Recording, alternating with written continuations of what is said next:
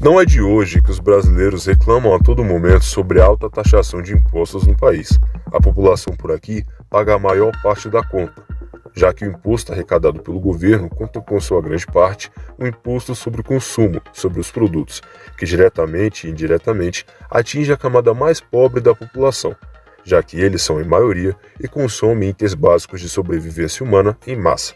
Portanto, por conta desse e outros vários motivos, o que está rolando no Congresso Nacional em Brasília é justamente a produção de uma nova reforma tributária para o sistema brasileiro.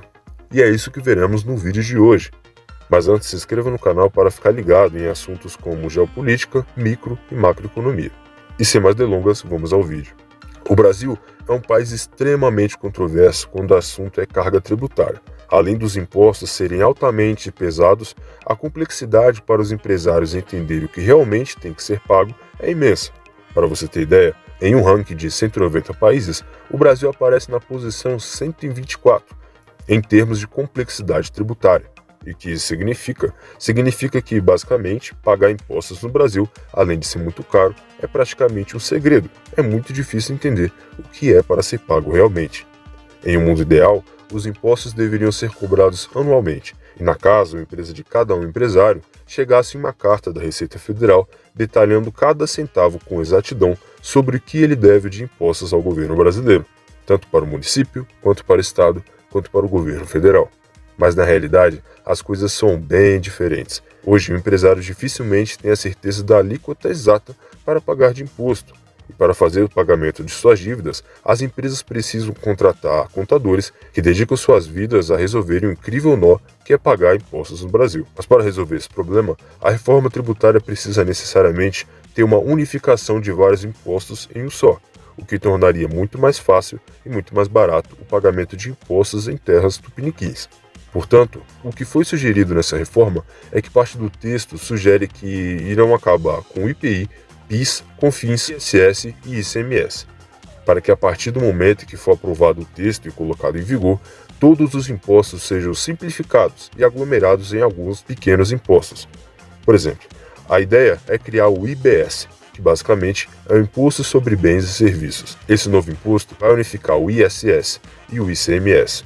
Do outro lado, eles criaram um novo imposto, que será o CBS, que é nada menos que o Imposto sobre Contribuição de Bens e Serviços. Na realidade, essa parte do texto não tem intenção de diminuir imposto na alíquota, mas sim simplificar o sistema tributário brasileiro, que hoje é uma gigantesca bagunça. Já a mais importante, que é o que realmente está sendo muito popular, é justamente a medida mais popular de todas, que seria a redução de impostos a zero em produtos de cesta básica, produtos básicos, ou seja, produtos que praticamente todo brasileiro se alimenta todos os dias. Acho que quando se fala de cesta básica, fica muito aberto sobre realmente quais itens pertencem a ela, mas segundo o Ministério da Fazenda, são esses itens: carne bovina, carne de frango, carne suína, peixe, ovos, farinha de trigo, farinha de mandioca e de milho, massas alimentícias, pão francês, leite ultraconcentrado, leite em pó, iogurte, leite fermentado, queijos, soro de leite, manteiga, frutas, verduras, legumes, arroz, feijão e trigo, café, açúcar, óleo de soja, óleo vegetal e margarina. Para limpeza pessoal, sabonete, papel higiênico, creme dental, produtos de higiene bucal, fralda descartável e absorvente higiênico. E para higiene de ambiente, detergente, sabão em pó e água sanitária. Segundo o texto, a proposta é justamente reduzir a zero a alíquota de imposto nos itens que pertencem à cesta básica. Desse jeito, comida de modo geral ficará muito mais barata, já que provavelmente serão criadas outras empresas para atingir esse setor, já que agora a alíquota de imposto vai a zero. Portanto, se isso realmente for aprovado, teremos a comida a um preço muito menor. Na verdade, esses itens que pessoas comuns consomem todos os dias, como itens de cesta básica e remédio, terão uma grande redução. Para esses alimentos, como citei, o imposto será jogado a zero, e para os remédios, para os medicamentos, terão uma redução também. Não tão expressiva, mas haverá uma mudança. Aqueles medicamentos que são mais comuns chegam hoje a terem 30% de imposto sobre eles.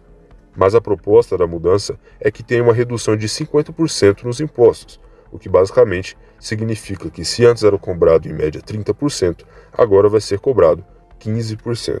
o que com certeza resultaria em uma queda no preço final, em torno de 10% na ponta final para o consumidor. Outra parte muito interessante do texto fala sobre uma área que eu mesmo julgo ser uma das mais importantes, que seria a área da indústria.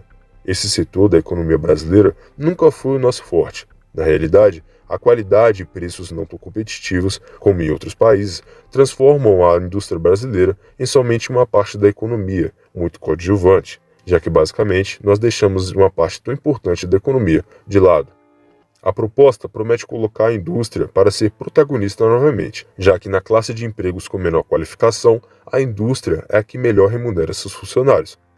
Agora, se a proposta realmente passar, teremos uma alíquota única de 25% em todos os produtos. Vale lembrar que quase todos esses produtos de eletrodomésticos de casa em geral têm porcentagens superiores a 40% de impostos e que com certeza uma mudança dessa área faria a indústria se reaquecer novamente.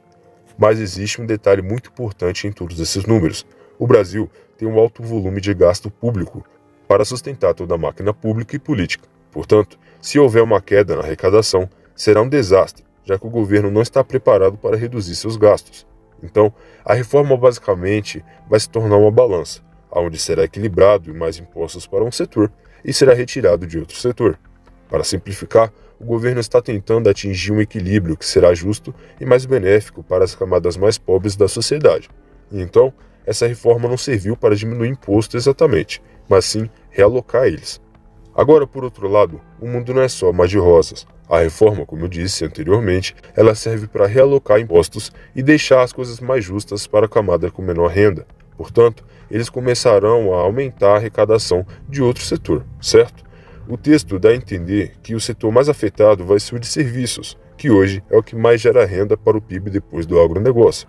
Para dar um exemplo, nos streamings de filmes e séries como Netflix, eles vão ser um pouco mais taxados, ou seja, a alíquota de impostos vai aumentar sobre esses serviços e, consequentemente, o preço também vai subir.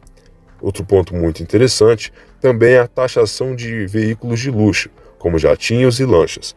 A nova reforma quer começar a cobrar IPVA sobre veículos aquáticos e veículos aéreos, já que hoje, se você que está assistindo tem um veículo como esse, você não paga IPVA. E a partir do momento em que começar a valer, o IPVA será cobrado. Além disso, setores da economia que não são muito bem vistos, como o de bebidas alcoólicas e cigarros, também terão a supertaxação nesses produtos, o que pode impactar bastante números de empresas gigantes como a Ambev. Outra coisa muito importante dessa reforma vai ser a maior taxação de impostos sobre a herança, e a expectativa é que isso seja de forma escalonada, ou seja, quanto maior a herança, maior a taxação em cima.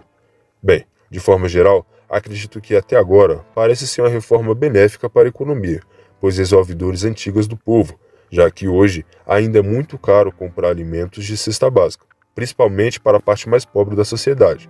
E resolvendo isso, levando a zero a alíquota de impostos sobre esses produtos, com certeza diminuirá o número de fome e de miséria no Brasil.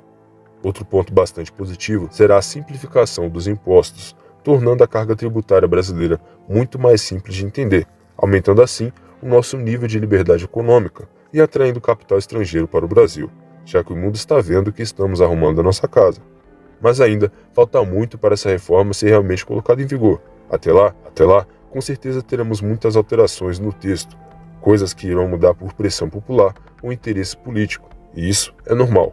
Ao menos, fico aqui na torcida para que menos impostos sejam cobrados em produtos básicos e que seja mais justo para a camada mais pobre e mais simples para empreender. Mas e você? Acredita que esse texto já é benéfico para a economia brasileira?